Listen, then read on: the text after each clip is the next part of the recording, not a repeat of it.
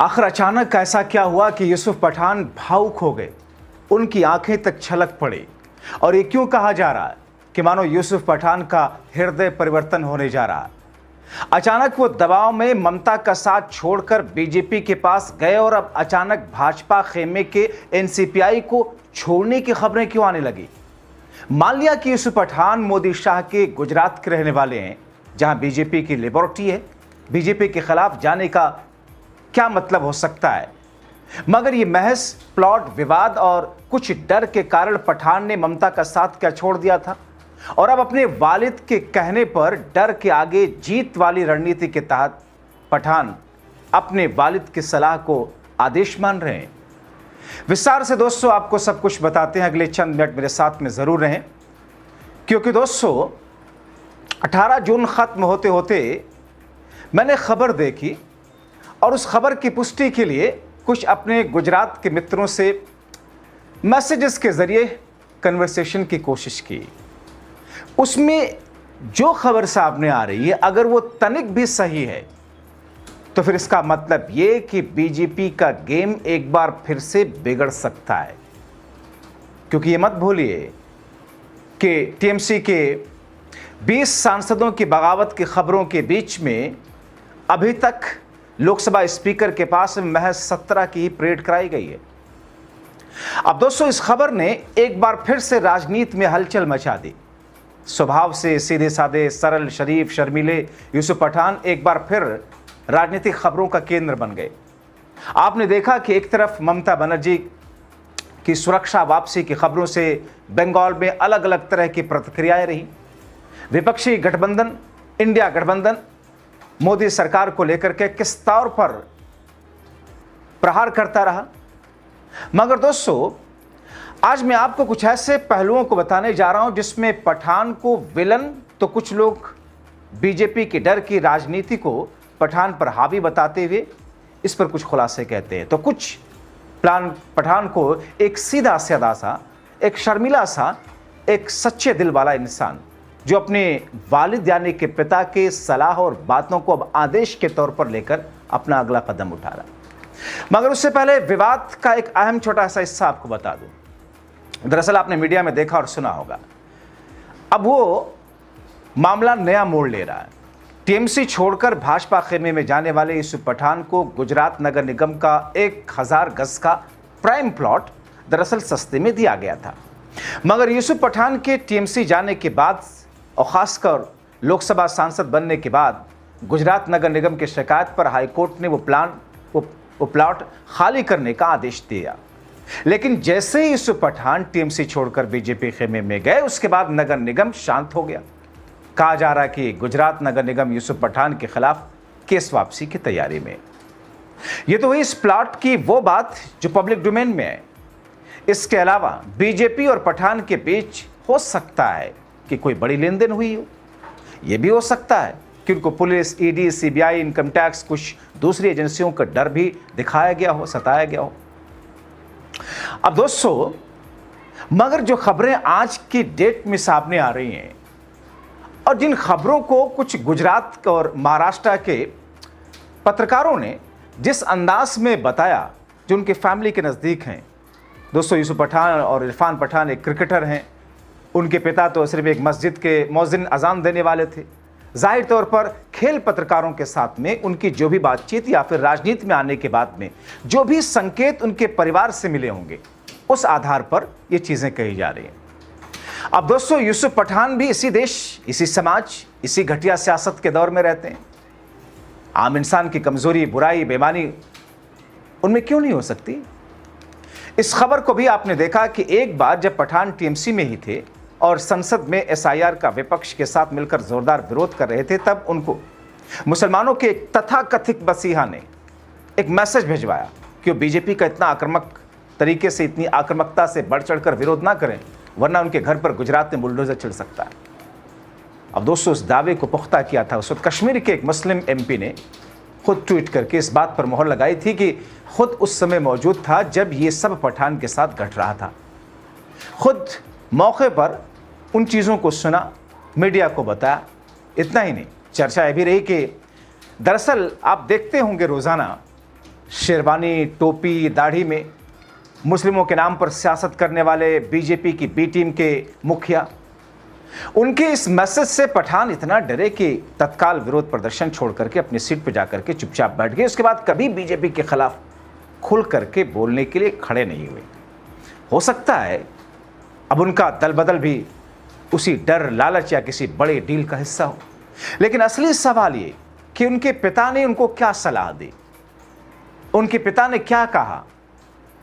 जाहिर तौर पर एक धार्मिक परिवार से आने वाले, चूंकि अगर इनका बचपन मस्जिद में गुजरा है, इनके पिता मस्जिद में एक छोटी सी नौकरी करके साफ सफाई या अजान देने के काम करके अगर इनको पाला पोसा है, तो फिर पिता के कुछ हक अधिकार तो होते ही हैं, भले ही बेटा कितना बड़ा क्यों ना हो जाए।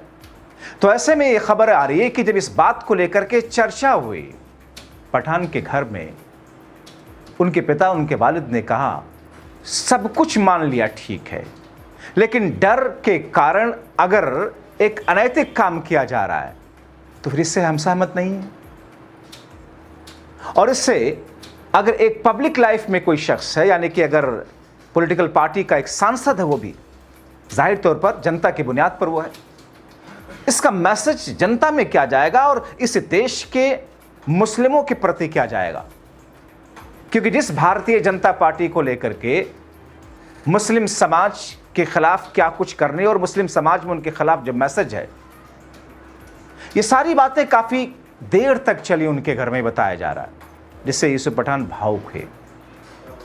लेकिन दोस्तों, यूसुफ पठान को जिस तरीके से भी, जिस अंदाज में भी, जिस डील के जरिए भी, जिस डर दिखा करके भी उनको अपनी तरफ खींचा गया, अब सवाल यह है कि जिनको हम सेलिब्रिटी पठान और मुसलमान के तौर पर जानते हैं, क्या उनसे ही ईमानदारी और बहादुरी और निस्वार्थ होने की उम्मीद रहे?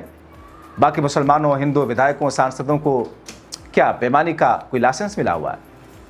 तो साहब को घटना बता देते हैं जब यूसुफ पठान बीजेपी के खिलाफ विरोध प्रदर्शन कर रहे थे, कैसे उनकी दहाड़ कैसे थी, उनका अंदाज कैसे था, जिसे इस किस्से को एक सांसद ने बताया। लोकसभा सांसद ने अपने एक्स पर पूरा लिखा, जिसका मैंने पिछले शो में आपको बताया था कि पार्लियामेंट के पिछले विंटर सेशन में पूरा अपोजिशन एसआईआर और उसके हाउस के दूसरे मुद्दों के खिलाफ प्रोटेस्ट कर रहा था। हमेशा की तरह टीएमसी के एमपी वेल में थे, बिना डरे प्रोटेस्ट कर रहे थे। मैं वही मौजूद था। मैंने एक जाने माने मुस्लिम एमपी को यूसुफ पठान पर चिल्लाते हुए, उनको रोकते हुए, प्रोटेस्ट से हटने के लिए कहते हुए सुना। वो जाने माने एमपी वही शेरवानी, दाढ़ी, टोपी, जो बीजेपी के बी टीम के मुखिया कहे जाते हैं। यूसुफ रुक गए, हट गए, अपनी सीट पर बैठ गए। सांसद बताते हैं कि मैं यूसुफ के चेहरे पर बदलाव देखा, मैंने लगभग कांप रहे थे। उस एमपी के जाने के बाद मैंने यूसुफ के पास गया और उनसे पूछा कि क्या हुआ, क्यों डरे हो? यूसुफ ने बताया कि उस आदमी ने उससे कहा कि उसे बीजेपी के खिलाफ प्रोटेस्ट नहीं करना चाहिए। कहा तुम्हें क्या हो गया, तुम बीजेपी के खिलाफ प्रोटेस्ट क्यों कर रहे हो, खुद को दुश्मन क्यों बना रहे हो, वे गुजरात में तुम्हारे घर पर बुलडोजर चला देंगे। और इसी बीच में वहाँ मित्र आए, मुझसे पूछा कि क्या हुआ। मैंने उनसे कहा कि यूसुफ डरा हुआ है, क्योंकि उस आदमी ने यूसुफ से कहा था कि बीजेपी गुजरात में उसके घर पर बुलडोजर चला देगी। महुआ को गुस्सा आया और उसने यूसुफ से कहा कि उस आदमी की बात मत सुनो, हम तुम्हारे साथ हैं, हम एक हैं, कोई भी तुम्हें या तुम्हारे परिवार को छूने की हिम्मत नहीं करेगा। इस पूरी घटना को विस्तार से दोस्तों उन्होंने अपने एक्स हैंडल पे लिखा। अब दोस्तों, जिस अंदाज में, जिस तरीके से जो कुछ हुआ हाल के दिनों में आपने देखा, उसको बताने की बार बार जरूरत नहीं है। मगर यूसुफ पठान को लेकर के कुछ लोग जहां इन्हें विलन बनाने की कोशिश कर रहे हैं, कुछ लोग जहां इन्हें एक सही कदम, एक राजनीति के हालात के हिसाब से एक बेहतर कदम उठाने वाला एक समझदार राजनीतिक बता रहे हैं, तो कुछ लोग, जैसा कि कुछ ये पत्रकार जो कह रहे हैं कि उनके घर में डिस्कशन के बाद उनके पिता के जरिए जो बातें कही गई, उसने यूसुफ के दिमाग को झकझोर दिया। अब ऐसे में कुछ लोग ये कह रहे हैं कि क्या यूसुफ बीजेपी खेमे को छोड़ देंगे या राजनीति ही छोड़ देंगे, या फिर इससे इतर वापसी कर सकते ममता की तरफ।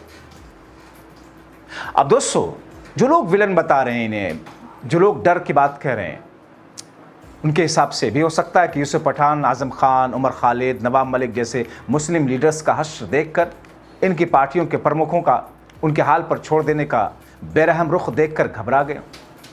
क्योंकि क्रिकेटर होना और संघर्ष की भावना होना दोनों अलग अलग बात होती है।